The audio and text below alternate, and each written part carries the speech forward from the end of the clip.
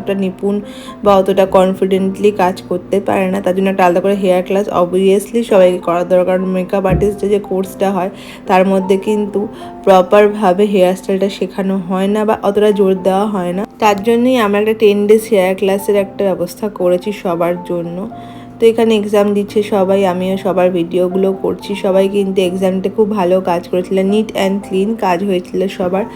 তোমরা অনেকেই আমাকে জিজ্ঞাসা করো যে হেয়ার প্রিপারেশনটা কীভাবে করা যায়। তো হেয়ার প্রিপারেশনটাই কিন্তু মেন জিনিস। হেয়ার স্টাইল করার আগে আমরা যেমন স্কিনে মেকআপ করার আগে স্কিনকে প্রিপারেশন করি, সেরকমই হেয়ার স্টাইল করার আগেও কিন্তু হেয়ারকে প্রিপেয়ার করতে হয়, তবে গিয়ে একটা সুন্দর হেয়ার স্টাইল হয়। তো এখানে দেখা যাচ্ছে না নিট অ্যান্ড ক্লিন কাজ করেছে। এটা একটা হেয়ার স্টাইল ছিল। দেন তোমাদের আগে একটা হেয়ার স্টাইল শেয়ার করলাম, সেটাও খুব সুন্দর নিট অ্যান্ড ক্লিন হয়েছিল। আর কিছু ফটোসও শেয়ার করলাম। এই হেয়ারটাও খুব সুন্দর নিট অ্যান্ড ক্লিন করে করেছিল। তো চলো টাটা, আবার দেখা হবে নেক্সট কোনো ব্লগে।